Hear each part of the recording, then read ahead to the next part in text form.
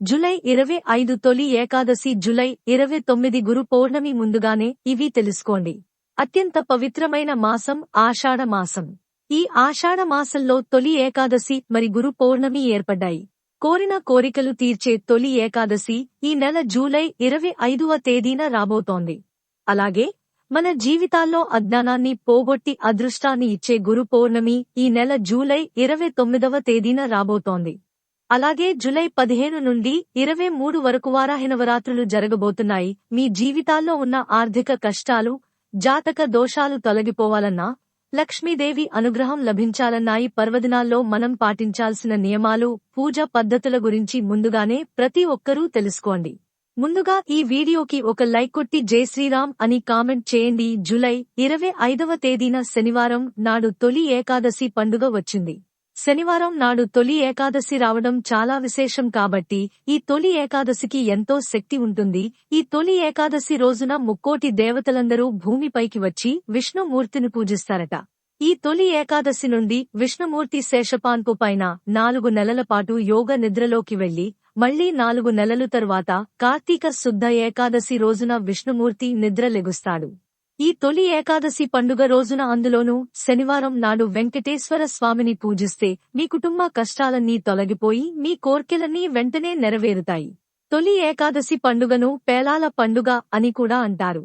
ఈ పండుగ రోజున ఉదయాన్నే స్నానం చేసి ప్రతి ఒక్కరూ పేలాల పిండిని తింటే దీర్ఘకాలిక అనారోగ్య సమస్యలు తొలగిపోయి మీ ఆయుష్ పెరుగుతుంది. సాధారణ రోజుల్లో చేసే పూజల కన్నా తొలి ఏకాదశి రోజున చేసే పూజలకు రెట్టింపు పుణ్యఫలితం లభిస్తుందట. కాబట్టి ఈ రోజు మీ పూజ గదిలో ఒక చిన్న దీపం వెలిగించి వెంకటేశ్వర స్వామిని పూజిస్తే చాలు, మీ ఇంటి మొత్తానికి అఖండ కుబేర యోగం కలిసివస్తుంది.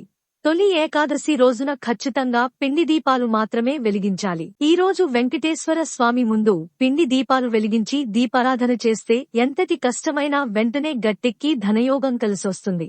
కాబట్టి ప్రతి ఒక్కరూ గుర్తుపెట్టుకుని తొలి ఏకాదశి రోజున పిండి దీపాలు వెలిగించండి. పిండి దీపాలు ఎలా తయారు చేయాలంటే, బియ్య పిండిలో చిటికెడు పసుపు, బెల్లం తురుము, ఆవు పాలు పోసి పిండి ప్రమిదలు తయారు చేసుకోండి. అలాగే వెంకటేశ్వర స్వామి పూజలో ఖచ్చితంగా తులసి దళాలుండాలి.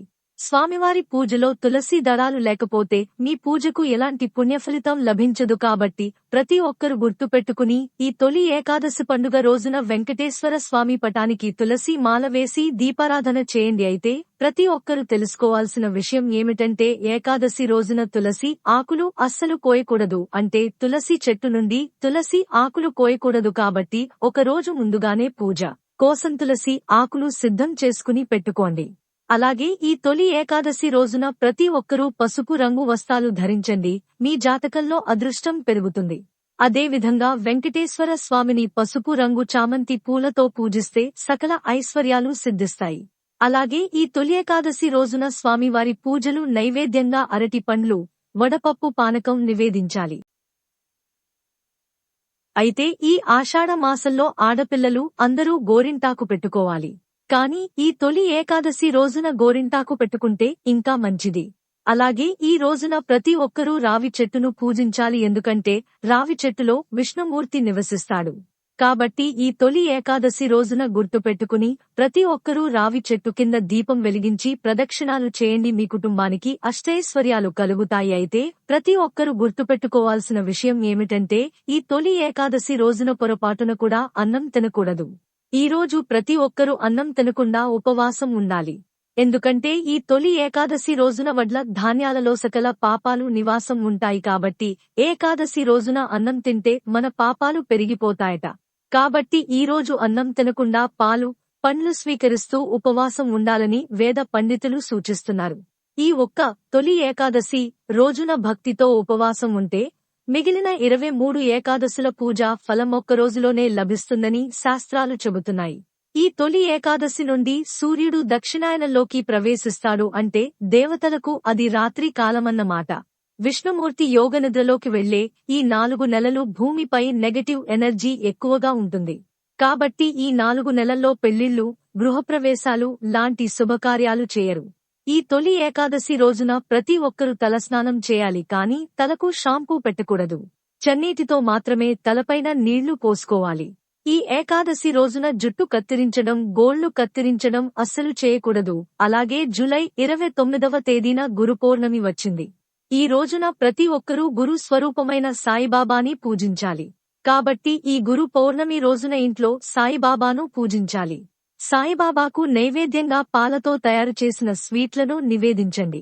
అలాగే ఈ గురు పౌర్ణమి రోజున ప్రతి ఒక్కరు సాయిబాబా దేవాలయానికి వెళ్లి ధునిలో కొబ్బరికాయను వేయండి. మీ జాతకంలో ఉన్న సకల పాపాలన్నీ తొలగిపోయి మీ కుటుంబం మొత్తానికి చాలా మంచి జరుగుతుంది. ధునిలో కొబ్బరికాయతో వేసేటప్పుడు ఆ కొబ్బరికాయతో పాటుగా నవధాన్యాలు, ఒక కర్పూరం కూడా వేసి ధునికి నమస్కారం చేసుకుని ఓం కర్మధ్వంసినే నమః అనే మంత్రాన్ని 11 సార్లు చదవండి. బాబా అనుగ్రహం వెంటనే లభిస్తుంది. ఇక ఈ పౌర్ణమి రోజున ప్రతి ఒక్కరూ గురువుగారి ఆశీర్వాదాన్ని తీసుకోవాలి. కాబట్టి ఏదైనా దేవాలయానికి వెళ్లి దేవాలయంలో ఉన్న పంతులుగారి పాదాలకు నమస్కారం చేసి పంతులకు దక్షిణ తాంబూలం ఇవ్వండి. గురు పౌర్ణమి రోజున పండితుల ఆశీర్వాదం తీసుకుంటే మీ జాతకంలో గురుబలం పెరిగి విపరీతమైన ఐశ్వర్యం కలిసొస్తుంది. ఈ గురు పౌర్ణమిని వ్యాస పౌర్ణమి అని కూడా అంటారు. ఎందుకంటే ఈ రోజున వ్యాస మహర్షి జన్మించాడు. మన పురాణాల ప్రకారం ఈ గురు పౌర్ణమి రోజున ఎవరైతే గురువులను పూజిస్తారో అలాంటి వారికి కోరిన కోరికలన్నీ వెంటనే నెరవేరుతాయని వ్యాసమహర్షి వరమిచ్చాడట. వ్యాసమహర్షి వరమిచ్చినట్టుగానే పూర్వం చాలా మంది భక్తులు వ్యాసమహర్షిని పూజించి ఎన్నో వరాలను పొందారట. గురు స్వరూపమైన దక్షిణామూర్తిని, దత్తాత్రేయుడిని, సాయిబాబాని ఇలా గురువులను పూజిస్తే మీ కష్టాలన్నీ వెంటనే తొలగిపోయి కోరినన్ని వరాలను ప్రసాదిస్తానని స్వయంగా ఆ వ్యాసమహర్షి వివరించాడు. వివాహ సమస్యలు, ఉద్యోగ సమస్యలతో బాధపడేవారు ఈ గురు పౌర్ణమి రోజున ఉదయం స్నానం చేసి నానబెట్టిన శనగలను ఒక పసుపు దారానికి గుచ్చి దత్తాత్రేయుని దేవాలయానికి వెళ్లి ఆ శనగల దండను దత్తాత్రేయుని మెడలో వేస్తే వివాహం కాని వారికి త్వరగా వివాహం కుదురుతుంది. అలాగే ఉద్యోగం లేనివారికి ఉద్యోగ ప్రాప్తి కలుగుతుంది. తొలి ఏకాదశి నాడు విష్ణుదేవుడు ఎలా అయితే యోగ నిద్రలోకి వెళ్తాడో అదేవిధంగా ఈ గురు పౌర్ణమి నాడు ఆ పరమేశ్వరుడు యోగ నిద్రలోకి వెళ్తాడట.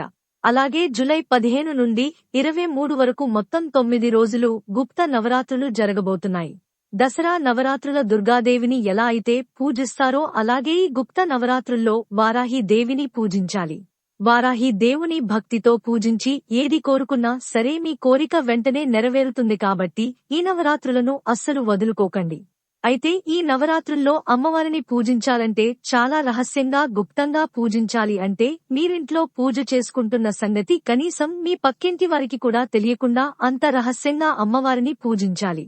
జూలై 15 నుండి 23 వరకు ఈ 9 రోజులు ప్రతిరోజు సాయంత్రం 6 గంటల నుండి 9 గంటల మధ్యలో వారాహి దేవి చిత్రపటం ముందు దీపం వెలిగించి అమ్మవారిని పూజించాలి.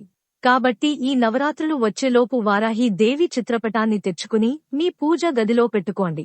పూజ గదిలో వారాహి దేవి ఫోటో ఉంటే చాలా మంచిది.